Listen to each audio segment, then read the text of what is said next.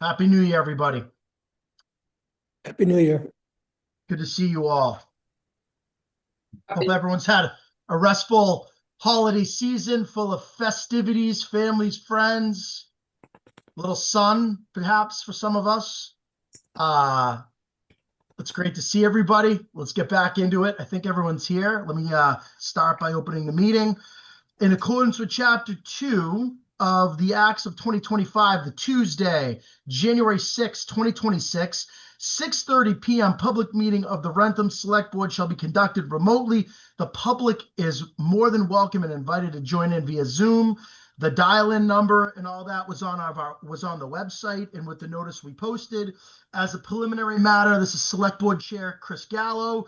Please permit me to confirm that all members and persons anticipated on the agenda are present and can hear me. Members, when I call your name, please respond in the affirmative, starting with Selectman Jim Anderson, Affirmative.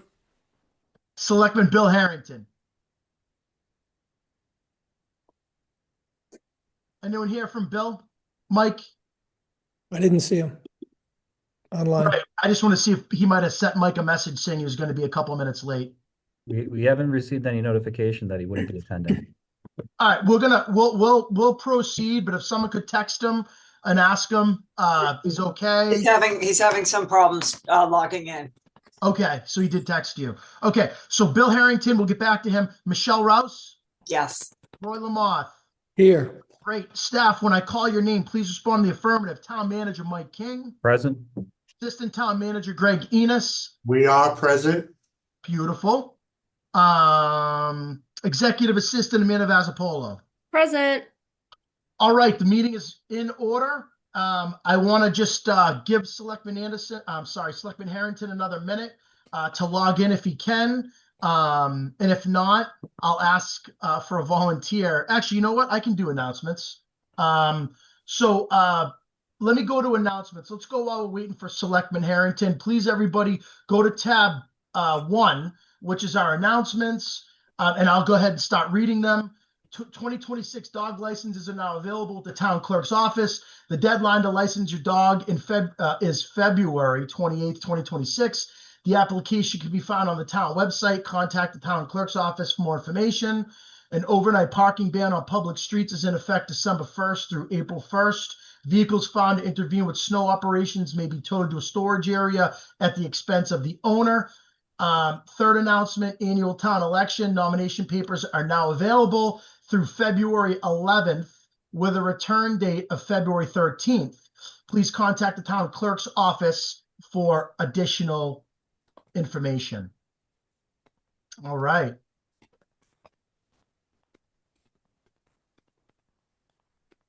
Is it does he have the wrong login information potentially? He's just Amanda, do you mind reaching out to him? He's getting a different screen when he tries to log in. Mr. Chairman? Yes, sir. Yeah, perhaps maybe I should run over to his house. I was remiss, yes. Thank you for the comedic relief. I think that would be a prudent idea. Maybe you could send him some smoke signals, Jim. But I'm joking. Jim Anderson, just so everyone knows, while we're just waiting here for a split second, Jim Anderson is one of the most technologically advanced individuals, surprisingly, that I've had the pleasure of working with. He surprises our board on numerous occasions. So we just want to say thank you, Jim Anderson. My pleasure. So let's approve the minutes, guys. How's that sound? So let's go to number 2. And at this time, Chair will entertain a motion to approve the December 2nd, December 9th, and December 16th open session meeting minutes. So moved.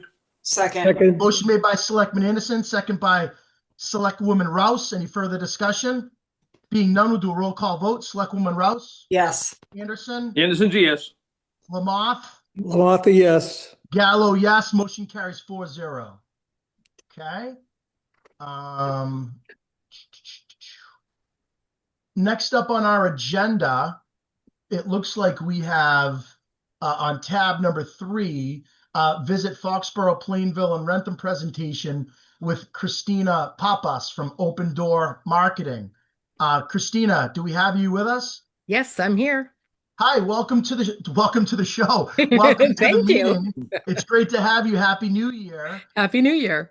Thank you so much. So, Christine, we thought it would be just a great opportunity for you to come on and just tell us what's new with Wrentham, Plainville, and Foxborough, the marketing initiative between those three towns. I'm going to go ahead and turn the floor over to you, and then what I'll do is ask the board if they have any questions or comments for you when you're done. Absolutely. That sounds fantastic. And Amanda, do you have my presentation to run, or do you want me to share my screen? Just let me know. She may be multitasking with Yeah, helping Bill. Hi, exactly. Christina. I made you a co-host, so you should be able to Perfect. share your screen now. Excellent. I can. Thank you very much. All right. So I know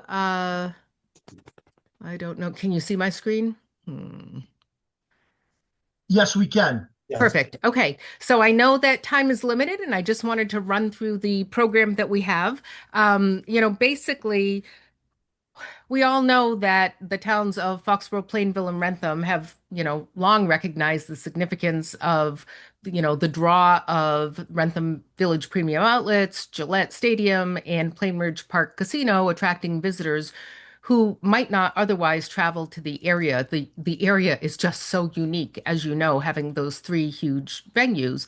But rather than attracting visitors to one facility for, one day or one outing, by collaborating, we're really working towards getting visitors to come to stay overnight, to visit more than one of the world-class attractions, and also experience all that the three towns have to offer.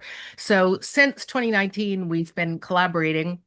This effort has been primarily funded by grants from the Gaming Commission, although we have received grants from Meet Boston, which is the regional destination marketing organization, as well as the Mass Office of Travel and Tourism. So this has really been, all grant funded. So our regional marketing effort really relies on a comprehensive strategy that integrates marketing, sales, advertising, and what we're trying to do is cast a wide net, build awareness among domestic and international visitors, and really working to boost economic activity. Ultimately driving more visitors to the three towns, more tax revenue for the three towns, and for the Commonwealth. So let me walk you through our work. What I love about, I've been in destination marketing for 35 years, and what I love about the three towns is that they really are small, quintessential New England towns, and yet you have these three huge international draws. And when you stop to think about it, it's really unique to have these large draws. So, we try to use them as a hook, but then tie it to what's going on in the towns as well. So when we were developing a logo, we really tried to address all of the elements of outdoor activity, the casino, the games, the shopping, music, dining, and so much more. All right. Why won't my screen advance? I apologize. So looking at a color palette, we chose colors that are evocative of, southern Massachusetts, southern New England, particularly in the fall. Lush summers, vibrant fall colors. Palette is flexible, supports the brand across a variety of platforms. The logo includes the graphic as well as the typed names and can be used together or individually. And that just gives you an idea of how it can be used. We have the hashtag visit FPW, the website can be used together or separately. You can see how just the logo can be used on images with the graphic or alone. So, and then the photography that we're trying to use is really enhancing imagery that captures the excitement and some authenticity of the region and make it look like a place that people want to go, which it is. And I will show that with the numbers that I have. We do have a website, visitfpw.com. It's interactive. It lists all of the businesses, shopping, dining, lodging, activities in the three towns. And we also provide suggested itineraries that help people plan their trips, 10 ways to enjoy FPW, family adventures, outdoor and sporting adventures, experience like a local, agritourism, 48 hours of arts and culture. These itineraries are constantly changing and evolving, and as are the updating of the business, which if any of you do any updates on websites, you know that it's always a work in progress. So I tell everybody, if you see something wrong, please let me know. Please send me anything new, any new businesses, any closings. We're always looking for more information. We also have an event section on the website, and we have people sending us events all the time, and we post what we have. We do have social media on Facebook and Instagram. It has slowed down a little bit because we are looking for content, but we've reached out to the businesses asking for more information. So again, the more the better that we can receive. This is how it looks in an ad, in letterhead, in business cards. So what we really have is a campaign that's fully integrated and consistent for everybody to use. One of the things that we did was put together a small brochure to talk about the destination, and we have used it at trade shows and events. We also received funding from Meet Boston, the destination marketing organization, to put together a visitor's guide, which is housed on our website for people looking for more information. We do events. This is a group of tour operators, actually, from all over the world who were in Massachusetts about a year and a half ago, and we hosted them at the outlets and then at Patriot Place, where they, could experience what the destination had to offer. And then they go back and put these suggestions together for their customers and clients looking to come to New England. So it was a great way to get exposure for the destination. And then we have advertising. We did some advertising on the billboards in the area. And most exciting is that all of these pieces, it's taken a few years to put all the pieces together, but all the pieces finally came together with the brand and the logo and the photos, and we have videos and so many other assets to promote the destination. And finally, we were able to start an advertising campaign. So this fall, we were in Boston.com, Boston Globe, Boston Magazine, Yankee, New York Times, and a few others. And we were able to, have our ads run, banner ads run. We did e-blasts with Boston Magazine.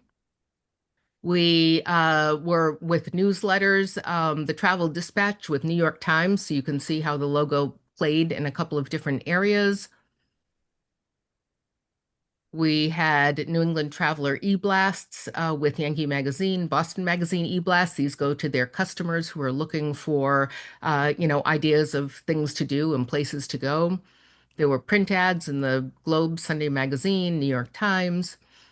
Again, this was something with Boston Magazine. We had Instagram takeovers, we had advertorials, we had editorials. So there was a lot of copy happening, but this is what I'm most excited about. Since you can see that in 2003, for our website visits, we had 19,000 total users. With this ad campaign that we've put in place, it's more than doubled to 46,000 total users. You can see the organic users to the site, the paid users, direct and referrals. The top pages that are visited are the homepage first, followed by shop at Wrentham Outlets, places to eat, and Patriot Place. But for me, looking at the tax collection, that is at the end of the day to kind of the be all end all for me for the numbers.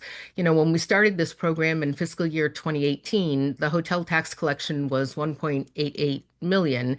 In FY24, it was 2.77 million. FY25, it dropped a little bit, due in part to the Army Navy game, spending on the Army Navy game. But already year to date, we're only halfway through FY26, and tax revenue is at 1.66 million. And then you can see similar numbers with the meal tax collections. So really, to me, that's what I find most exciting is that, you could say that, yes, hotel rates are going up, meal rates are going up, more businesses are coming in, absolutely. But these numbers have really grown exponentially, and a lot of it is can be attributed to what is happening with the marketing and the awareness building that we're doing. So we have another grant that we had received from the Gaming Commission last year to be spent in 26. And so we'll be continuing our targeted advertising campaign. It'll run April through August. We're looking at doing print and digital as well as looking in airports to try to, build some awareness around, travelers when they're coming in for World Cup and other activities this summer. We'll be continuing to do search engine marketing, develop assets, additional collateral, banners, booth. We want to do a discount card.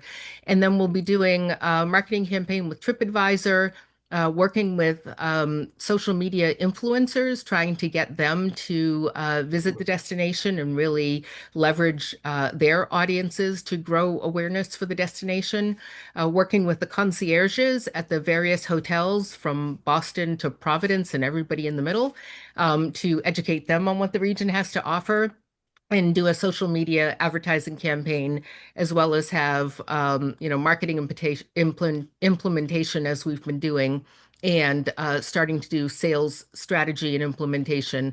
The sales piece is really important because there are corporate groups that are interested in booking and looking for destinations, and there are there's other group business that would be interested in the destination, and so we really want to start to focus on that as well. And with that, I will stop my share and answer any questions that you have. Well, I just want to say what a great presentation that was. Very robust. It seems like we're really driving this thing on all cylinders here. So I'm very impressed, and I want to thank you and your group, your organization. Are there any specific, I know you showed some of the revenue and the meals tax revenue and all that, which is awesome. And it's definitely trajecting in the right direction for us. Is there any analytics that you track on your website that can show us like how much of that business is coming from searches or through the director and directory through your website? And is there a way to like tell, hey, Wrentham, you guys got to step it up because Plainville and Foxborough are getting more of the traffic type of situation? There is, and I have a ton of website data, but in the interest of time for tonight, I wanted to condense it all. So I'm happy to send through that information so that you can see it. We can see where our visitors are coming from and where they're stopping. They are really and truly, the Wrentham outlets is really where everybody is going. I mean, it jockeys with a little bit with Patriot Place, but Wrentham has been more consistently at the top than any of the other destinations. We also do with our search engine marketing, we track keywords and where people are going and what they're following. And I can get you that information as well. But basically, shopping and Wrentham continue to appear at the top of those lists. But I'm happy to provide more data for you. No, that's great. I appreciate that. If you want to send that over to Mike King. And the second question, you made a comment about content and reaching out to different towns for more content. Mike, are we actively providing content to Christine and her group? So I will answer the question for you. Working with Rachel, absolutely. She is, she's all over this and all over the program. A lot of the content that we needs to come directly from the businesses. And so rather than burden the town with trying to chase information, I'm trying to be that person to just go out and get the information. So we came up with something now that it's the start of the year again. We came up with something yesterday that we want to blast out to everybody. So I'll share it with Rachel so she can blast it to her list. I'll send it to my list, and hopefully we get more information and more content from people so that we can not only update the website with it, but be able to use it on social media. Great. Sounds good. Mike, anything to add before I open it up to the board? The only thing I'll add is that Christina recently did a presentation to the Wrentham Business Collaborative on similar information and talked about the need for more input and information from them to help refine the website, come up with events, so that way we can promote Wrentham. That sounds great. All right, this time I'm going to open up to the board, and I'm going to start with handsome Bill Harrington. Selectman Harrington, it's great to see you. I'm glad you got logged in. I did a horrible job with announcements, but we really missed you. So I'm going to start with you, sir. Thank you. Appreciate it. Yeah, sorry about the delayed entry. My iPad is still circling, trying to connect. So, great Bill, presentation. if it makes you feel any better, Jimmy's going to run over later on and give you some IT support. I appreciate that. I'll leave it all on the front porch for him. Great presentation. Is there any, just out of curiosity, is there anything specific revenue numbers that you could point out of all those numbers? Is it broken down by town? Any revenue numbers to Wrentham specific? Yes, in fact, I had it right here. It's been sitting on the top of my desk all day long, and now I just need to dig it out. So, Awesome. and I'm happy to share this with you. I just received this today from the Department of Revenue. So when I look at, for example, FY 2018 um, rooms revenue, it was for Wrentham 16,811. And when I look at it for 2025, it was 400,843. Now, granted, that's due to obviously hotels being built and all of that. And yet, that's kind of a nice jump from 16,000 to 400,000. And Yeah, it was absolutely. the same thing with the meals. And I'm happy to share these reports. I will send them along as well. For the meal tax in 20. It's really fascinating. So the meal tax in 2018 for Wrentham was 288,000. It dropped in 25 to 219,000, but already in 26, and we're only halfway through, we're at 255,000. So so the numbers are growing in all these different areas. But and I can show you the charts that I have are broken down by meals, rooms, the three towns, and then percentages and differences, increases, decreases. Excellent. Thank you so much. I appreciate it. You're welcome. Okay, we're going to go to Selectwoman Rouse. Thank you, Mr. Chair. Great presentation. Love the branding and the logo and the information provided. You guys are doing great work. My question was around the businesses, so that's been answered. I guess I would think some of these trends would be related to having a winning football season and the World Cup coming. So I'm assuming these numbers are just going to continue to rise if we continue in the football success, and then in terms of the World Cup this summer, that we should see a lot more revenue coming in. Absolutely. And then if a new business, even if it's someone that's doing something independently in town, would they reach out to you to get on that list? And is absolutely, we're happy to put them on the website. So the businesses we try to put on the website are, those that would be appealing to a visitor, Sure. A tourist or traveler, a visitor. Yeah. So it's not the website isn't necessarily like a Chamber of Commerce website meant for the locals, not that locals can't partake in what we have to offer. But yeah, absolutely. If just anybody can tell me who the business is, I can reach out to them. They're welcome to reach out to me. I'm happy to reach out to them, get a photo, get a blurb, get some information, and just start that communication and getting them engaged in what we're doing.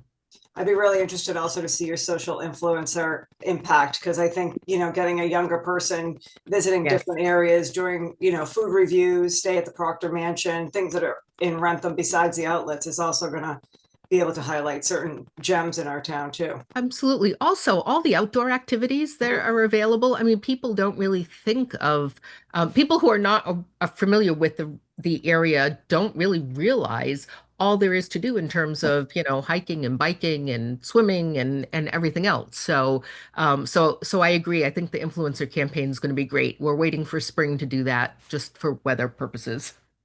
That's great. Thank you. Thank you so much for this information. Really helpful. And I'm sure you, Christine, I'm sure you work closely with our EDC as well, right? Our Economic Development Committee. Yes. I see we have a couple of members on tonight, so I know they're obviously an incredible resource, and I imagine the collaboration is probably key to success. So that's great. Let us know how we can help facilitate any of that. I'll hand it over next to Jim. Did you go yet? Go, Selectman Anderson, No, I'd be happy to take my turn.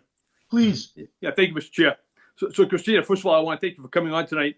I thought the presentation was very good.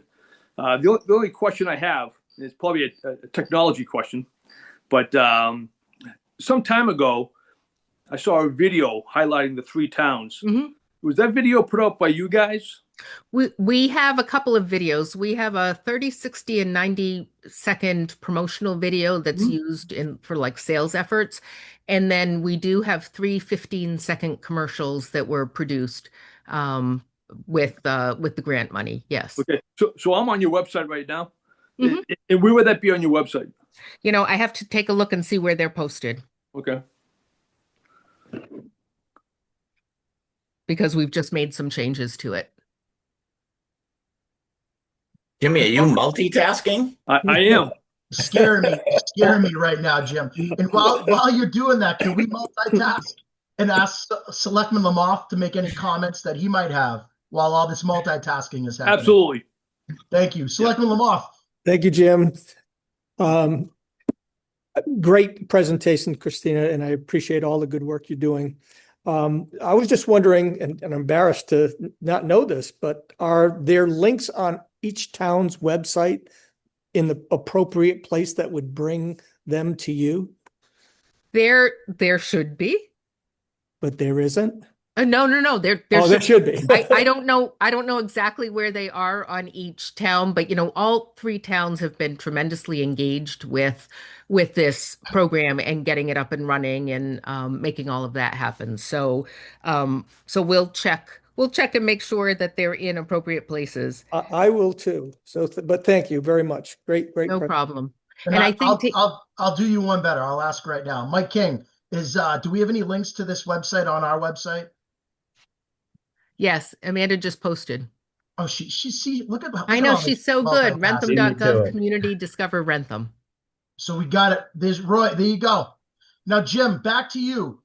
Were you able to find what you were looking for, Selectman Anderson, or Christine? Were you able to help Jim find? No, we recently last month we made a bunch of changes to the website and updated a number of things, and I'm wondering if the videos got taken down. So let me find out about that, and we'll get them back up, and we'll let you know because they're great. They're great promotional videos. They were running on WCVB and everything else. So Well, go ahead, Mr. Selectman Anderson. Yeah, no. When I saw it, like I said, it was some time ago, but I thought they were awesome. thank you. And what I wanted to do, because I'm so tech savvy, is if I could get that video and maybe we could post it on our own personal social media. Oh, absolutely. Yeah. Absolutely. I can share those links. Like I said, I'm glad you brought it to my attention because the list of edits last month was quite endless. So, like I said, I think they got taken off, but we'll get them put on and I will be happy to share the video links so anybody can use them and share them. Terrific. Thanks so much. That's really good because I think Selectman Anderson has about 8 to 10 million followers on his social media. So we have an influencer amongst our group here. So it's mighty talk about multitasking. So, Mr. Chairman. Yes, sir. It's probably more like 8 to 10. Yeah. Okay. start With that somewhere. being said, Christina, we got to move on. We have an action-packed agenda, but thank you so much. It was great talking to you. Love the energy. Love what you're doing. Please keep in touch with us and let us know how we can continue to support your endeavors. I appreciate the opportunity. Have a good night. You too. Thank Have you. a great night. Okay, let's go to tab 4. Merry and Bright Lights contest winner. Now, this is something that's fun. We get to do some fun stuff every once in a while. So what we're doing here, folks, is a recognition of community media, otherwise known as Cable 8, Merry and Bright Lights contest winner. With us, I believe we have Liz Harkins from Wrentham Community Media, and we have Stephen Nason, who's the contest winner. I want to turn this quickly over to Liz Harkins to just give us a little bit of background and tell us how the Nason family won. And my sources are telling me that now this is a pretty interesting situation where this family is multi-year winners, if I'm not mistaken, correct? It's a dynasty, Mr. Chairman. Dynasty. Wow. It sounds like it sounds like it. So Liz, please go ahead and give us a little color to this, and then I'll invite I hope I'm saying it. Nason, is it Nason? Nason, Mr. Nason to speak as well. So the Homes for the Holiday event, hosted by Wrentham Community Media, also known as Wrentham Cable 8, started in its first annual year last year, where the Nason family was one of 16 participants. So it was a great launch last year, and this year we kind of changed some dates around, but the Nason family, along with 8 other families, with a total of 9 participants, joined this year. And of course, the Nasons won once again. And I'm so glad your family, Nason, the Nason family did join, because they weren't going to. And of course, they won 2 years in a row. So I'm not sure if we have time today, but we do have the recordings of every single one of the families who did participate in this year's Home for the Holidays event on our website, under the Home for the Holidays voting page that you can see at the Get Involved tab. So if anyone's interested in seeing the Nason home in its full glory, I highly encourage you to tune in and watch that. But I wanted to congratulate the Nason family. So we did honor them with a gift basket for their second year in winning. It was sponsored by Aviva Trattoria in Wrentham, and we want to thank them for helping us honor the Nason family. Great, thank you so much. And I think someone sent me or us, the board, a picture of the Nason house. It reminded me of the Griswold family house from Christmas Vacation, one of my favorite movies of all time. So, Steve, if I can call you Steve. Yes, please. A small certificate of appreciation I'm going to read to you that we're going to send to you. And then I'd like you to address the board. Then we're going to open it up to any comments from the board members. So here it is, Steve. Certificate of appreciation, the Nason family, in recognition of your outstanding contribution to adding festive holiday spirit and brightening the Wrentham community. As the winner of the Wrentham Community Media's Home for the Holidays Merry and Bright contest, your creativity and dedication helped spread joy, warmth, and community pride throughout the season. Wrentham signed, your Wrentham Select Board, Chris Gallo, Michelle Rouse, Bill Harrington, Jim Anderson, Roy Lamoth, as well as Town Manager Mike King. Steve, congratulations. Well, thank you very much. I know you guys are very busy, and I don't, it's such a small thing, but it's really cool to be asked to come on. And thank you to Liz, who I know works really hard trying to put this thing together, and I think was a little disappointed by this year's turnout. But next year she says she wants to use me as a little bit of a bait. So she wants me to get on there and say, "Come and get me," So we'll see what happens. I mean, this is something that I've been doing with my family for 30 plus years that I've been in Wrentham. So it gets a little bit bigger every year. And I had my wife out helping me take everything down last weekend. And that's the first time I've had to drag her out, but I'm not getting any faster in my old age either. So, but we just have fun doing it, and it's great seeing the people drive by. They stop, they have their picture taken. We let the little kids run around out in the yard. It's just a great time. And I remember when my kids were little, it was, now I'm watching other kids, little kids in the neighborhood that were, nowhere to be seen. Now my daughters are, I have to drag them out. If I can get them out for 4 hours, during the season to help me once, it's like pulling teeth. But it's a blast. And my neighbors call me Clock, by the way. So I love it. Yeah. I think this is huge. I don't think this is small. Our select board and our town loves stuff like this because it supports the community. It's great family time. It's memories. It's traditions. It's all the stuff that's important to us and the reasons that people make Wrentham their home for 30 years, like you have, sir. So I think this is a big deal, and I appreciate it. And we'll try to do a better job of supporting this moving forward. Maybe we can somehow get the select board to make some appearances to these, the people that are entering the contest. You never know. Maybe one of the select board members would enter themselves. So just want to say thank you. I'm going to open it up to the select board members. Thank you. And I want to thank my neighbors too, because, we probably have the nicest street in the town. Definitely. We have 21 houses on the street and 20 of them are lit. So it's a great in one way or another. So it's really, really cool. Michelle, did my daughter swim with you? Your daughter? Yeah, Mr. Chair, do you mind if I, Please, speak? go ahead. Sorry, No, I was going to say, Steve, sorry, nice to select see woman. you. My apologies. Nice, nice to see you Nice to see you outside too. of the pool deck years ago. Yes, Marina swam with your family. Yeah, that's right. Yes. That's right. Yeah. And I had the pleasure of going down your street and was amazed by the light display. We can Well, thank barely do a few bushes here at our house. So kudos to you. And thank you for continuing to bring that holiday spirit to Wrentham. Really well done. Thank you. Thank you. Appreciate it. Selectman Good, Anderson. good to see you. You too. Yeah. So Clark, first of all, I just want to thank Yes, you sir. again for putting the light display on. I look forward to seeing this every year. Christmas is one of my favorite holidays after Thanksgiving.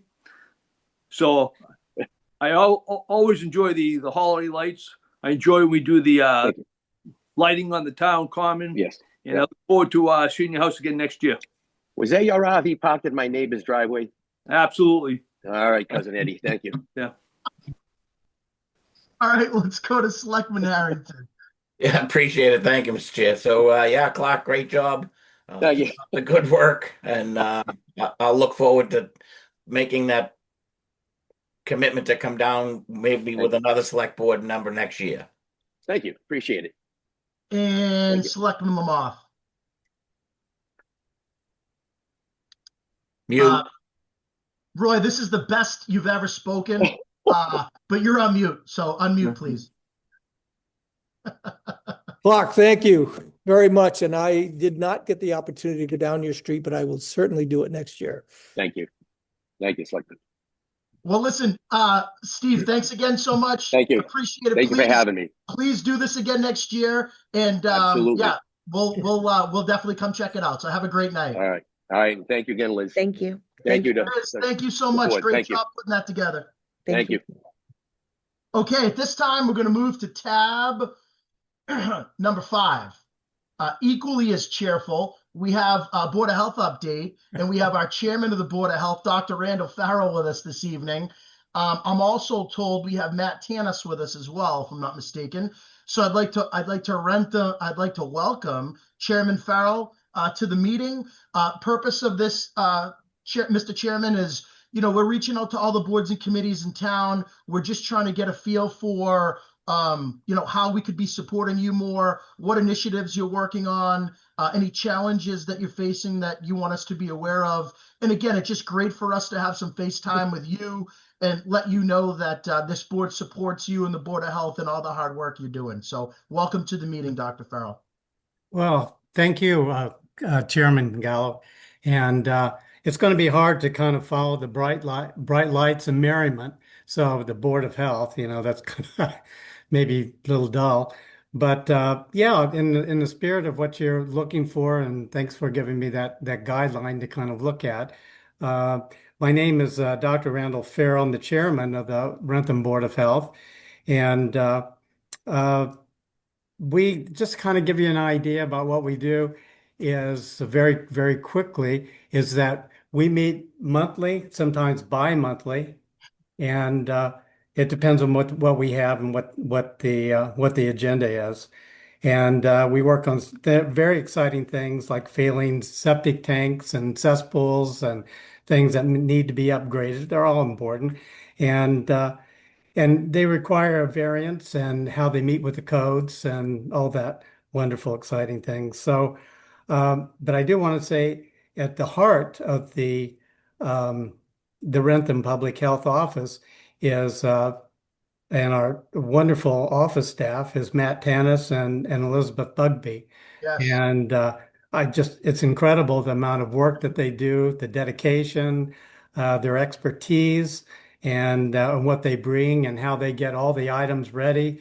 And they give us the insights, all the laws and the codes, and then what are the consequences of having the variances and what we need to do to make everybody happy. And there are sometimes people that aren't so happy about things and they need things done. Sure. So it's just you guys have the same thing too. All that happens. So just to be able to make approvals for the projects and the consequences based on that, Matt really gives us a very good perspective to make the right choices and all that. So I just wanted to say this, just not just totally us three board members. It's uh, people you hired there are just. I just wanted to say they're quite excellent and they do a good job. So on the other board member is there's three of us. Uh, Medical profession, Peggy Settle, and she's new for the last year or so. And then we have George Smith, who's been doing this a long time and brings his construction expertise to the mix. And so that's three of us. And basically, we don't have that many exciting things that happen every month, but two things that are noteworthy that the town should probably be aware of. And the first thing um, is that the board approved the body work regulations. I don't know if anybody familiar with that or what that is, and it's which has been given to the police department for guidelines, being able to manage the body workers in the Wrentham area. I guess there was some incidents and things that happened, and so all that needed to be clear up. So that was done last summer, and seems like to everybody's satisfaction with that. And the second item, which just brought up to us at the end of of the year, was brought by Janet Solzio. I don't know if you've heard of her yet. Has she come by other board members or talked Yeah, about? she's a member of the Conservation Commission. She lives in West Wrentham. Yeah. I happen to know her. I think a few of the board members know Okay, her. good. I didn't know whether she has given you the presentation about the rodenticide. And No, I cannot no, say we okay, haven't. that's something that I think you should be aware of, and it should be brought to your attention. And we're looking at maybe a campaign to get more people in the Wrentham residents more aware of when they're putting out rat poison, the effect of what that does. And she had all these pictures that were kind of gross, what it does to the hawks and the eagles, what it does to the foxes and the coyotes and domestic dogs and cats, and hopefully not kids, but what it does internally and how it just disrupts the whole um, predator prey cycle, and then it leaves all this poison around in our environment. So We'll have to invite the Conservation Commission on at some point and have her give us a high level presentation. yeah, we Obviously, wanted to kind of bring that not only to the board, but probably to the town meeting, because our presentation is very good. And when you see the presentation, there won't be any mistake or any question as to something needs to. This is awareness that everybody needs and to have in the community, and probably advertising in some way. So there are other things like that we'll all work together with that. But those are the two things that I think that be worthy of the board, of the town council knowing and all. So, do you have any questions for me? well, no, I just want to say before I open it up to the board, we really appreciate the hard work. I mean, I think the Board of Health is a very important job, obviously. There's a big part of water quality. As you said, you made a comment about like the septic systems, but listen, if we have a town full of failing septic systems, eventually that's going to affect our water quality. So Yeah, or it's a very swimming important. and what you talked about earlier in terms of people coming to the area. We don't want to get that.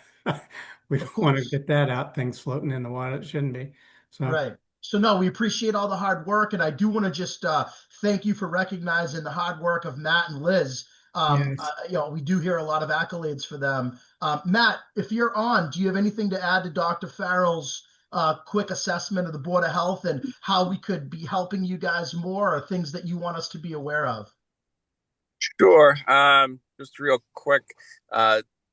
I'm not sure how many members are aware of our public health alliance. We have some shared services between Wrentham, Norfolk, and Franklin, predominantly nursing and our sanitation inspections, which would be food, housing, and nuisances.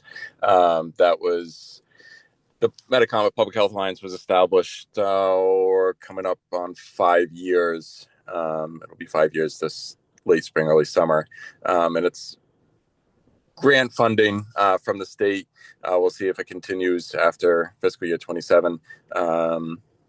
But it's been a huge help, mainly for Wrentham and Norfolk that had contractors. And now we have actual employees that are able to get the work done in a timely and proper manner, and a higher level of expertise. I think it's made a huge amount of difference, as well as the nursing. We have a very robust public health nursing staff. They do a lot of home visits, education classes, seminars, things like that. A lot of towns don't have that, and it's a huge asset to the community to have. We have two really excellent nurses, and we do have a third nurse that's part of the alliance whose main area is Franklin. But when we have flu clinics and when we were doing COVID vaccine clinics, they're able to come and help as well. Certainly our day-to-day activities, the septic systems, wells, food, inspections, housing, it's, relatively routine. It's all governed by state, mostly state, some federal and some local regulations. Mainly just trying to keep the public health and environment safe from harm as best as we can. But I think other than that, if anybody has any questions, Yeah, more than happy to appreciate answer. that, Matt. And I have a lot of friends and colleagues that own septic systems, that are builders, developers, that work with you and your team frequently, and they echo the sentiments of Dr. Farrell that yourself, Liz, the organization's doing a fantastic job. So thank you for all your hard work. Dr. Farrell, thank you for joining us and all your hard work. And at this time, I'm going to open it up to the other board members for any comments or questions that they might have, starting with Selectwoman Rose. No comments, Randall. I just want to thank you, Peggy and George, for your hard work. And Matt, thank you for that additional information. Certainly the backbone of the community, all of this different assistance and help. So thank you. Thank you. Selectman Anderson. Yeah, Dr. Farrell, I want to thank you for giving us the updates tonight. And I want to wish you and your team a Happy New Year. Oh, well, thank you very much, Jim. All right, Selectman Harrington. Thank you, Chair. Yeah, thanks. Great work on the Board of Health. Appreciate it, Matt. I quite often hear good accolades about you and the department. Appreciate it and keep up the good work. Thank you. And Selectman Law. No questions. Thank you, Dr. Farrell and Matt, for your updates. All good stuff. All right. Thank you so much for being with us this evening. Happy New Year, and appreciate all your hard work, gentlemen. And please let Liz know we appreciate her as well. So have a great night. Okay. Thank you. Thank you. Have a good night. All right. At this time in the agenda, we're going to go to tab number 6, which is a Wrentham Food Pantry update. We should have with us Diana Easty, if I'm not mistaken, from the Wrentham Food Pantry. Diana, is that you? Yes, it is. Very well. Good job at pronouncing my last name correctly. Well, I could butcher anything, so I'm glad I got it right. It's great to have you with us this evening. We wanted you to also give us a pretty high level kind of update from the Wrentham Food Pantry's perspective. If you have any facts or figures that we should know about, let us know. And how can the board assist you? What do you need from us, and what do you want to make us aware of? Well, thank you for inviting us. I appreciate it. Well, really, you probably all know that the mission of the food pantry for over 30 years now has been just to serve our neighbors with a supplemental, supply of food at no cost to them. So we're open every Saturday from 10 to noon, which you also probably already know. We're volunteer run, so 100% of any funds that we raise goes towards purchasing food. And I was preparing tonight just to talk about really 3 programs two programs, and also Mike had asked me to talk about this impact of this, the SNAP program challenges that we had in the fall, and we did have a number of new families register around that time. Right now, we have 76 families registered with the pantry, and it fluctuates. It goes up and it goes down, but it's actually probably a pretty good benchmark right now, because usually by the holiday time, the majority of the people have registered. And anyway, so we did have, a jump in the number of, people that we're actually serving from, October to November it was about 60 people. And that could be a variety, of numbers of families. So right now we have 76 families and 182 people that we're actually serving, if that gives you some perspective. We also are serving 16 homebound people, and that is a collaboration that we have through the wonderful public health nurses that you just mentioned. They coordinate and deliver every Monday to homebound, and again, the number of people that are served every week changes, but we have 16 people registered currently. And then we also have a very exciting program that's just getting kicked off with the White Barn Farm. And they have had in their mission for quite a while to provide fresh produce to everyone in town. And obviously it's challenging for clients of the food pantry to be able to afford a share that they provide at the White Barn Farm.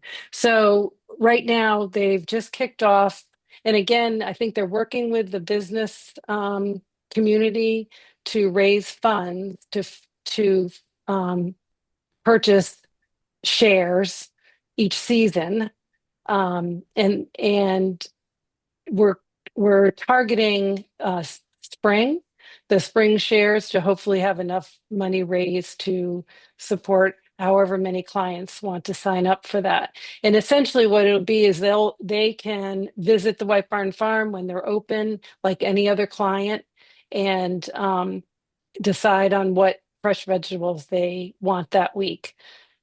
So we're doing a little bit of educating to our own client base right now about the program, and then White Barn Farm is working with the business community to raise the funds. So that's a very exciting program. We look forward to that happening in the spring. Let's see. I'll take questions. Are there any questions? Sure. No, I'm going to open it up to the board members for any questions or comments, but I just want to say thank you again for all the hard work. I know there's probably, the need continues to grow, obviously, correct? And it's just important for us as community members to make sure we spread the word, try to, I'm sure, I know we have a lot of generous people in town that donate consistently to the food pantry. But I just think it's important for us, to just make sure we continue to communicate that.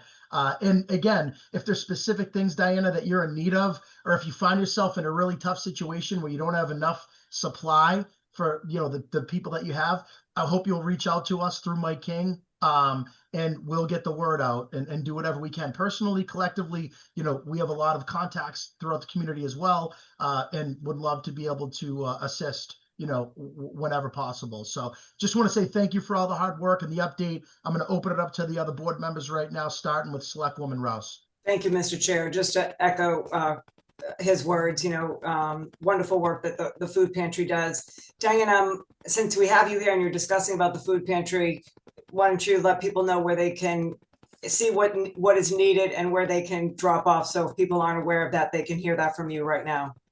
Okay, sure. We have a website, wrenthamfoodpantry.org, and on our donate page, there's the opportunity to now both donate funds directly to the pantry and also toward this CSA fresh produce program. So that's a new addition to our website. And then further down on that page, we keep an updated list of food items that we're in need of and food items we're not in need of.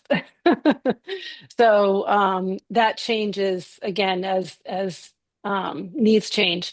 And I have to say, you mentioned how generous this community is. It's really phenomenal.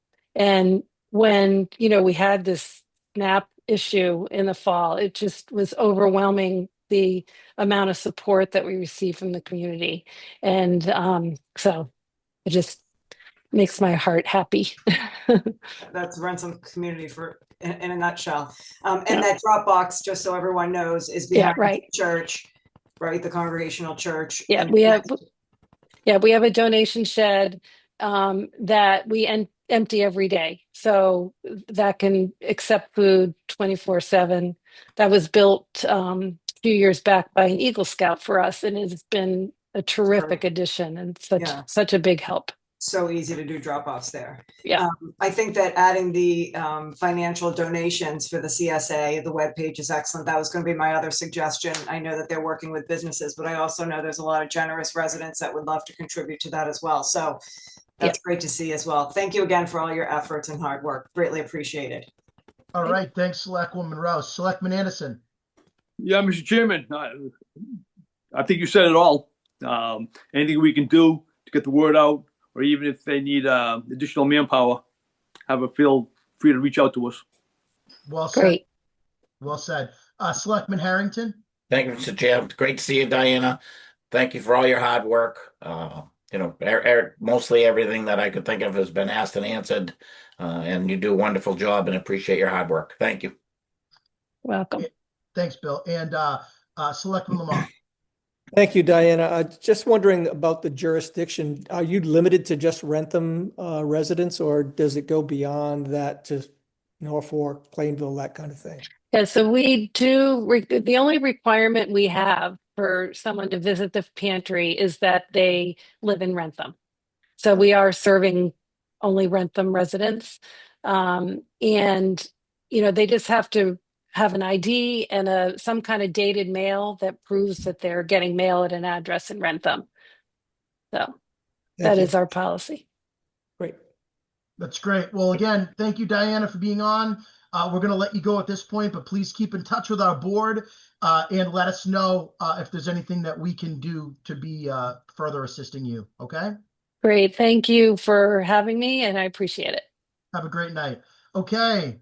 Let's move on to tab 7. We have a Safe Coalition update. With us, we have Jennifer Knight Levine. Jennifer Knight Levine is the CEO. Jennifer, welcome. Hello, everybody. Good to see you. It's been a while. Great to have you, Jennifer. And same thing goes for you. We thought it was a great time to have you on, being the new year. We want to hear what's going on with you, how we can continue to support you and your organization, anything, challenges or success stories you want to share with us. The floor is yours.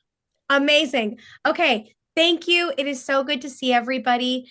The last time that I spoke with this group was a few years ago. So SAFE has significantly grown since then. So for those here on the call who maybe I haven't had the opportunity to meet yet, the SAFE Coalition is a nonprofit organization based in Franklin. And we provide support and services for community members impacted by mental health and substance use concerns. We start at the age of 5 and we go all the way up. And we work directly within the town of Wrentham. We work with the police, fire, the school system. We work with many of the local businesses. And it's just been an unbelievable collaboration really over the last 5 years. So I think the last time I spoke, we had maybe 7 staff. And as of today, we have 26 staff.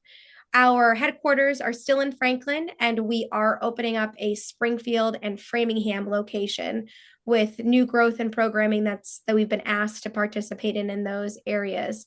But really tonight, just specifically speaking about Wrentham. So in 2025, I have some information I can share.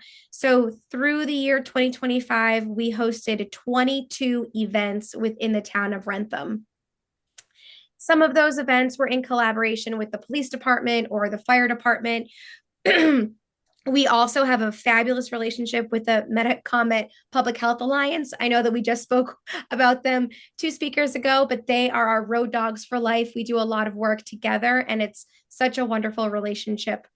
When we think about access and what Wrentham citizens are utilizing SAFE for, most often Wrentham residents are utilizing SAFE for mental health support. All of our care at SAFE is at no cost. So we are 100% donor and grant funded. So a lot of folks who have shifted insurance or have a limited insurance have all of the access to care and support through SAFE, which has been really wonderful.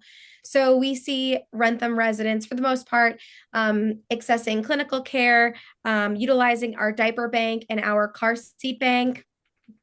We have a host of Narcan trainings that we do monthly that folks attend to.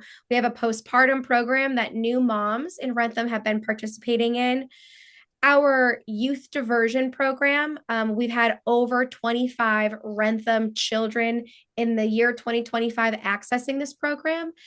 I really want to focus on this. So we recognized during COVID that there was a shift in access to care.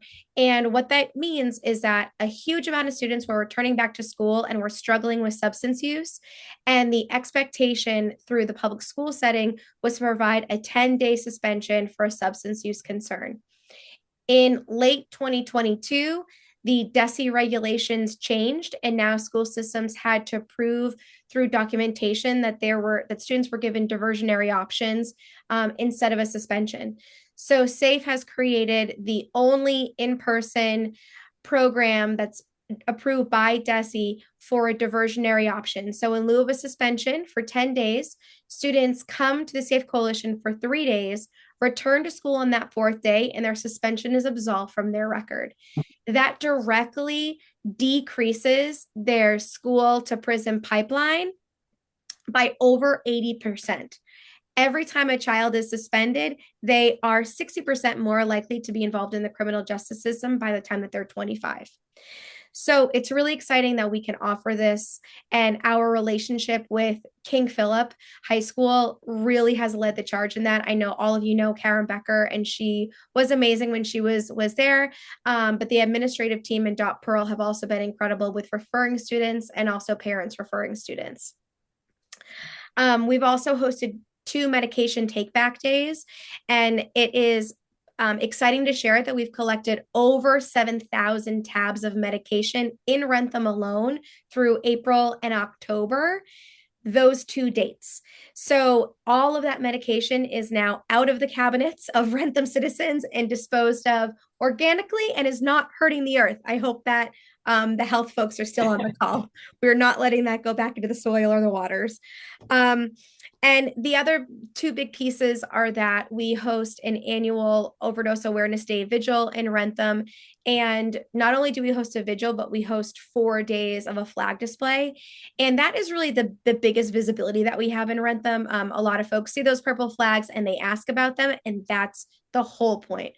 We want folks to ask what they mean. We want to hear the questions that folks have around substance use, around overdose.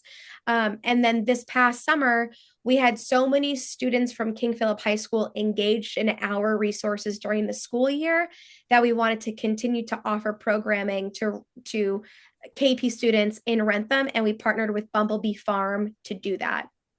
So I have a lot more stats on kind of the substances that we're seeing and the substance use and mental health trends, and I'm happy to go into that if anybody wants that information. But that's kind of a general overview of where we are, and we already are involved in the schools this year. I think we're presenting in 2 weeks to KP parents, and so it's exciting to be in the community, working with community members, listening to the needs, filling those gaps and resources. And I hope that we can continue doing that great work. Yeah, that's an incredible update. I really appreciate that. It sounds like you guys are busting at the seams in a good way. It's just incredible to hear. I'm so it makes me happy to hear that because it's such a needed. It's so needed, especially in the challenging times that we're in. You touched on something I do want to just ask you very high level, just because you piqued my interest from a substance abuse perspective. What are the substances that Rentham kids, adults, seniors, whoever, what are you seeing the biggest abusers? What are the biggest abusers? Okay, so let's start with our children, our middle schoolers and high schoolers specifically. The top three substances are probably not a surprise here to anyone: cannabis, alcohol, and nicotine. Yeah. By far, cannabis wins. I may have mentioned this a few years ago. It still rings true that our middle schoolers are all starting with cannabis and then are going down to nicotine and adding in alcohol in high school. And there are a few reasons for this, but the biggest reason that I think is important to highlight is unintended consequences. So when the cannabis industry came into all of our communities, because we all voted, right? All these towns said, yes, we want these storefronts, we want this industry. Any local dealer who was selling cannabis to adults now either was out of business or had to only target children and had to sell a variety of substances to continue to make a profit. So the creative ways of dealing and distribution have changed dramatically over the last 3 years. And so that's really why we're seeing a massive spike in middle school cannabis use, because the whole goal is to get a child actively using between 10 and 13, and then they'll become a daily user at 14. Wow. Wow. The interesting thing, and we see this in many of our high performing high schools, both academically, with musics, with clubs, with deco, with sports, which is KP High, that so many students realize that cannabis is negatively impacting their quality of life. And so then they decrease their substance use to Zins or some type of nicotine product, because that doesn't have such an aggressive symptomatic reaction in the moment. However, the long-term effects are so different and are challenging to our kids. I do want to point out that of the students we've had from King Philip High School in Wrentham, 89% have highlighted to us that they have attempted to decrease their use in the past, and they were unsuccessful. So what that tells us is that we have these beautiful kids who are using substances, don't want to be using them anymore, are trying to stop using, and just don't have the skills or the bandwidth or the education to do it on their own. So not that I want to be doom and gloom, but I think it's important, truly, I think it's important for us to talk about. So I think that that's one area. When we think about adults, cocaine and alcohol use are the two big ones in the Wrentham community. Both are easy to get, especially alcohol. And after COVID, we haven't seen the alcohol numbers going down. Overall, we're seeing less folks in their 20s actively drinking, but for everyone who's 38 and over, we are still seeing an active alcohol base. And then for our senior population, it's actually really hard to collect data. So what we actually did during prescription take back day is recognize what pills were being brought back to us and categorizing them. So we had a lot of pain management medication being turned back into us. So that could be anything from, there was an individual who maybe had cancer. And so there were a lot of medications that were left that maybe hospice didn't take all of them, or medication dosages changed and somebody was just trying to get them out of the house. But most of those were prescription medications. I would say that the newest trend we're seeing right now with adults are sharps related to weight loss medications. And then flipping back to our youth, we're seeing a mammoth amount of synthetic cannabis. So when we hear about EMS responding to calls related to children who have passed out or can't stop vomiting or seem like they're seizing or there's a mental health crisis going on. And then they get a result from the hospital and the tox screen says that there's nothing in their system. This is all synthetic THC. And what synthetic THC is, it is a chemical compound that mirrors THC and matches with the THC neurons in our body and the receptors in our body rather, and our body responds like it's traditional THC, but the symptoms of those chemicals are actually so much more dangerous and concerning, and that's what we're seeing a huge amount of, and no one can be charged with that because there's no positive tox screen that can be tested. Wow.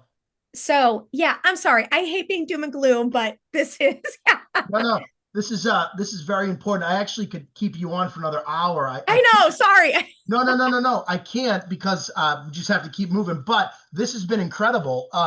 Very, very, very great presentation. I just want to say, let us know how we can work more closely with you.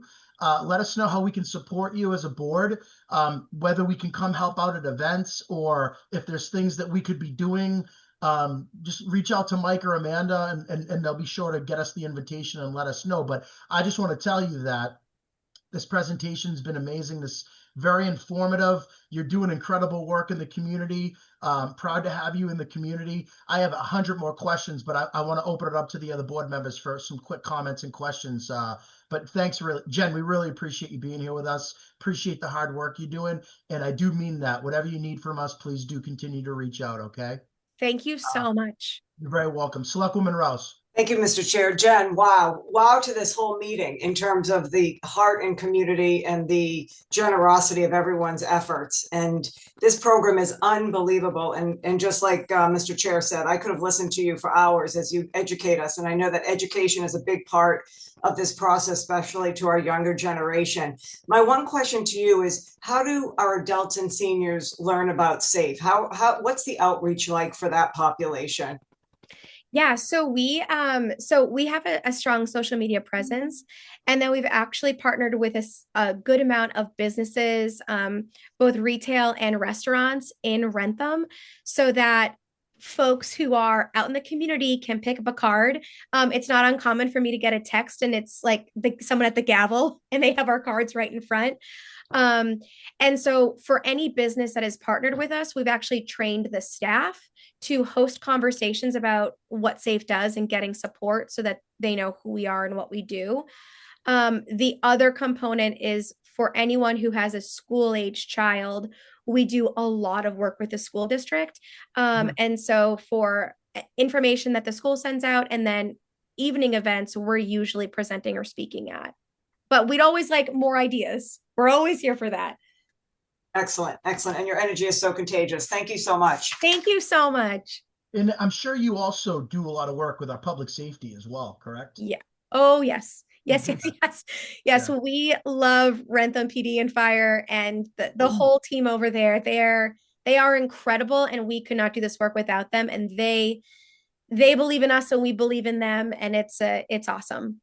No, we agree. We're lucky to have former police chief Jim Anderson on our board with us, who educates us on a lot of this stuff because it's very foreign to me. So with that being said, Jim Anderson, former police chief, any questions or comments for Jen? Yeah, thank you, Mr. Chair. Well, first of all, Jennifer, I love your enthusiasm and energy. It really jumped off the charts here. But as we all know, addiction is very difficult to beat. And so if there's anything that we can do to assist you or help in the community, please let us know. And I'm sure that each of us would be more than happy to give you guys a hand. Thank you so much. Well said. Selectman Harrington? Yeah, thanks, Mr. Chair. So the number that you had mentioned, the 10 to 14-year-old, is very, very scary. Yeah. I mean, it's horrifying, quite frankly, that's the target audience that you reach out to, or they reach out to now. It's horrifying. Thank you for bringing that number to us, because it's something that I think it's something that we as a board need to be very focused on locally with our own town community and, kids, grandkids. And, the energy you bring to your program needs to be focused throughout the community. Thank you so Bill. much. Well said. Selectman Lamoth? Jennifer, you blow me away with all your stuff, your energy. Thank you. And, going from 7 to 26 employees, that's great. I wish you another 26 soon. Thank you. Thank you. The work that you're doing is phenomenal. So God bless. Keep it up. Thank you. All right, Jen, keep in touch with us. Please feel free to, don't say feel free. I'm asking you to give us, whether it's quarterly updates, Yeah. whatever it is that, areas that you need help with. You can see the board's charged up. We're really committed to, as Bill said, that just staggering it's staggering what these kids are being tempted with and what they're dealing with. And I have 2 young kids. Michelle has young kids. Roy has young kids and grandkids. Jimmy has kids and grandkids. So it speaks to all of us. Mike King has 2 young kids. So, whatever we can do collectively and collaboratively to help reverse this and work with you, clearly you have our attention. So please continue to reach out to us. Wonderful. Thank you so much. I will definitely be reaching out. Yes. Thank you. Thank you. Have a wonderful night, everybody. Dude, take care and Happy New Year. Happy New Year. Okay, listen, we're going to move forward. And the next item on our agenda is the ABCC endorsement. So we have an endorsement of Alcohol Beverage Control Commission Renewal Certification, 2026 ABCC Renewal Certification. And essentially, we just have to approve and sign this. And essentially, Mike, if I'm not mistaken, this just is a list of people that did not complete the process, right? Yes, Mr. Chair. So enclosed in the board's packet is the annual ABCC renewal certification form, which is due on February 6th.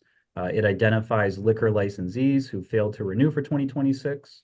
In Wrentham's case, there is 1 licensee who did not renew, which is Hot Shot on South Street.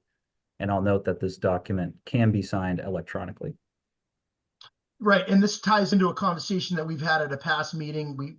They were trying to change hands, I believe. This was the puff and pour that we gave them some constructive feedback about maybe a name change. That sale didn't go through, I guess, and now this person, the current operator, just has not completed this process. So, Mike, what do they have to do at this point if they want to get back into compliance? So they will need to file paperwork as a new licensee. Okay. They have started that process. They have? Yes. Okay. So at this, Mike, you'll keep us posted on this situation, but at this time, well, actually, let me back up. Is there any further discussion from the board about this? Any board members have anything to add? No. I just have one question, Mr. Chair. So that's the little store next to the pizza joint that's closed now? Yep. Well, I don't know that they're closed. I think they can't serve alcohol, but they serve other stuff. Don't they serve tobacco and sell other stuff, Mike? They had a tobacco license lottery. But has all the alcohol been removed from the facility? So they've been put on notice that they cannot sell beer or wine. They're an off-premise beer and wine sales. They have a sign that states when you walk in that they temporarily cannot sell beer and wine. And as of today, they were actually not open. Okay, thank you. No, any other further discussion? And just a point of clarification too, I was at the last topic regarding SAFE. I went around and was talking about all the kids.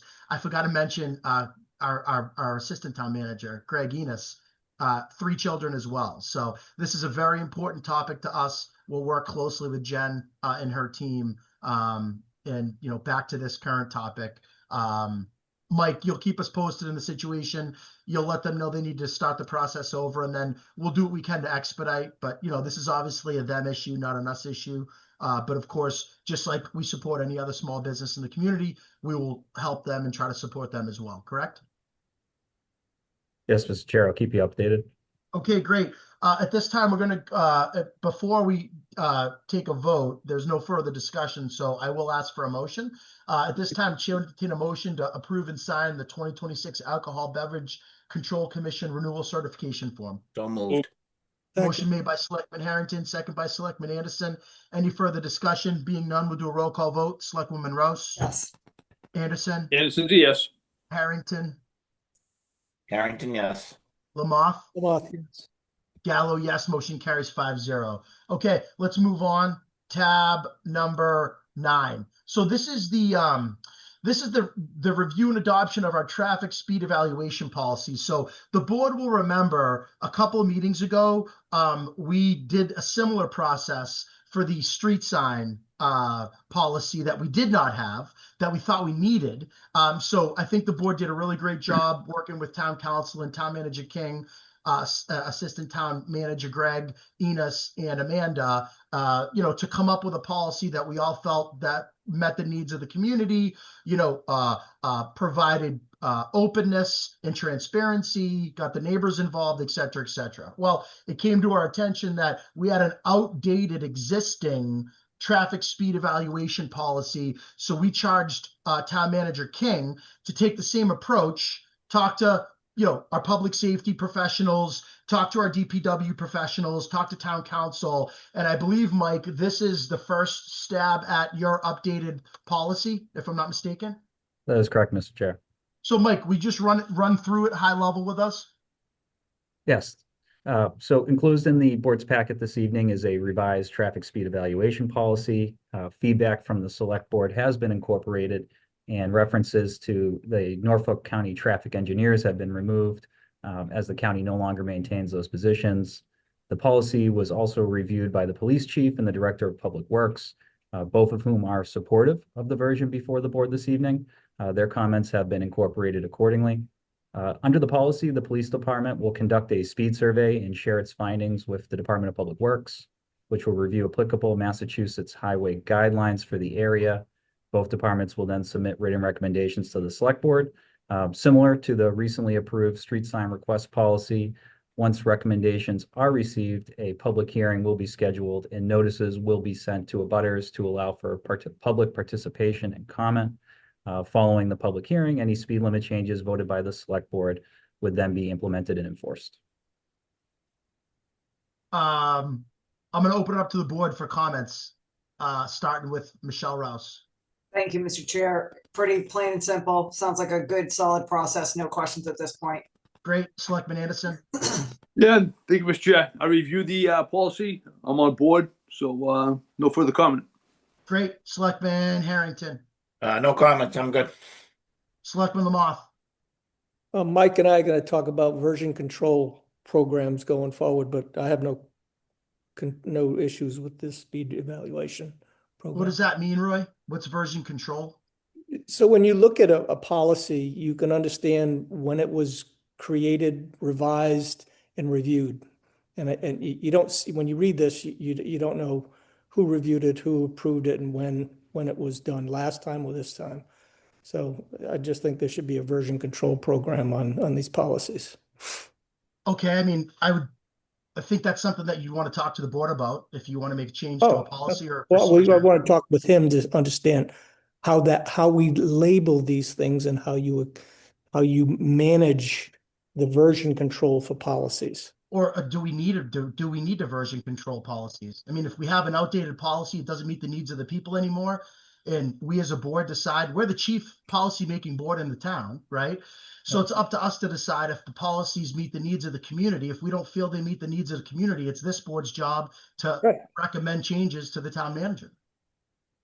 I don't understand what that would do to help, I guess is what I'm saying.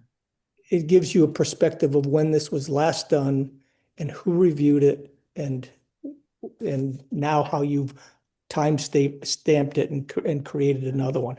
How many times has this been revised? When was the last time? And if you had a list of all your policies, you may even see that you had policies that go back to 1988. Maybe it's time to look at them again, as opposed to waiting for something to pop maybe you should be reviewing your policies every 3 to 5 years, but you don't know which ones were done 5 years ago, 10 years ago. That's a version control or a revision control policy. It's typically for engineering drawings and everything you do that has policies and procedures. You typically timestamp them and understand when you did them and how you did them and whether it's time for review again. No, it's an interesting concept. My concern, though, is are we making more work for the town manager when we already have a pretty lofty goals and strategic plan that we're asking him to implement? I would say we should talk about this more. If you, me, and Mike want to have a conversation offline, I think it's an interesting concept. But what if the policy was from 1985 and it's still perfectly active? Why are we going to touch it? Yeah, don't touch it. Well, whereas if there's a policy from 2025 that needs to be addressed because a need changed, then I really don't give a care how old it is and who edited it last. If it doesn't meet the needs of the community anymore, then I think it's our duty to change it. Absolutely. Absolutely. Nobody's saying that. Okay. Yeah. All right. I just don't want to be it's very easy for us to throw additional work. And I just want to be cognizant of Mike's bandwidth, and he's a pretty active guy. We're a pretty active board. If we have policy issues or changes, I just think it's important for us just to make sure it's a thing that the full board wants to take on and have Mike divert resources to. I would just caution all of us because there's 5 of us, and if we're all reaching out on certain things like this, I think it can become a little bit cumbersome and maybe overwhelming. But if I'm happy to take a look at that and any other policy you want, Roy. I just want to have an understanding of what the expectation would be. It's a formality on how you present it, not anything beyond that. I mean, when you would have looked at this policy, you would have known who reviewed it, when it was last created. It would all have been time stamped and managed. But we can look at it. It's not a big deal. All right. So any other questions or comments, Roy, about the existing policy? No, I said no. Okay. So I think it looks great. There was a need. We addressed the need. I think Mike did a great job working with town council and the public safety, the chiefs, the DPW, in presenting a policy that actually works for the community. So I think it looks fantastic. Mike, is this more just for discussion, or we're not adopting this policy tonight, are we, Mike? So you can. It's on for review and adoption. If the select board's will was to do so, you could have a motion to adopt the traffic speed evaluation policy as presented. Yeah, I'll go ahead and make a motion if the board's willing. I'll make a motion to adopt the traffic speed. I'll make a motion to adopt the traffic speed evaluation policy. Second. Motion made by me, seconded by Selectman Harrington. Any further discussion? Being none, we'll do a roll call vote. Selectwoman Rouse? Yes. Selectman Anderson? Anderson's a yes. Selectman Harrington? Harrington, yes. Lamoth? Yes. Chris Gallo, yes. Motion carries 5-0. All right. At this time, we're going to open it up to public comment. Residents who wish to participate in public comment will be allotted 2 minutes to speak and must state their name and address for the record. At the start of the comment, a timer will be sent via message from Amanda Vazapolo. It should be visible on the top of the screen, and the alarm will chime when the time is up. At this time, we'd like to, I don't think anyone's on here except for us, but if anyone would like to participate in public comment, please do so now. Forever hold your peace. We'll give you a couple of seconds. 1, 2, 3, 4, 5. All right, seeing none, we'll go right into the town manager's report. Mr. King, floor is yours. Thank you, Mr. Chairman. I'd like to begin my update by talking about FY26 sweat fund requests. Sweat fund requests were due in December. The funding requests have been compiled and are currently being shared with the Sweat Fund Advisory Committee. Similar to last year, the Sweat Fund Advisory Committee will review the requests and then present its recommendations to the select board for approval in the spring. Update on the FY27 budget. The FY27 budget directive and schedule was distributed on December 18th to department heads, the finance committee, and select board. Departmental budget submittals are due on February 2nd. The finance director and I will be meeting with department heads throughout the month of February to review their budgets with them in preparation of submitting the town manager's budget proposal to the select board on April 7th. Update on the Rice Complex renovations. A contract has been executed for the design phase of renovations to the Rice Recreation Complex that was funded at the town meeting in November. Clow Harbor and Associates, known as CHA, was the firm selected for a request for qualifications procurement process for the project and awarded the contract. A kickoff meeting for the Rice Complex renovations design phase is being held tomorrow with the Recreation Commission and Town Administration working together on this project. And my last update is on the Public Works facility. The contract for the new Public Works facility has been awarded to Castagna Construction of Danvers as the lowest qualified bidder on the project. Castagna recently completed the construction of a new Public Works facility in Hudson, which the Public Works Building Committee toured as part of the design phase. Castagna may mobilize for construction as early as next month. Helene Carl Architects and Construction Monitoring Services have been retained in their roles as designer and owner project manager, respectively, for the construction phase. Thank you, Mr. Chair. Great job, Mr. King. Anyone have any questions or comments relating to the town manager's report? Seeing none, I'm going to turn the meeting over to Selectman Anderson. Well, thank you, Mr. Chair. First of all, I want to wish everyone a Happy New Year. Happy New Year. Yep. And yep. And with your permission, I'd like to make a motion to adjourn. Motion made by Selectman Anderson. Is there a second? I'll second. Second by Selectwoman Rouse. Any further discussion? Being none, we'll do a roll call vote. Selectwoman Rouse. Yes. Selectman Anderson. Yes. Selectman Harrington. Harrington, yes. Selectman Lamothe. Moth, yes. Chris Gallo, yes. Motion carries 5-0. Great job tonight. Very informative meeting. Appreciate everybody. Have a great night. Thank Great you. meeting. Happy New Year, Good night. everyone. Bye-bye.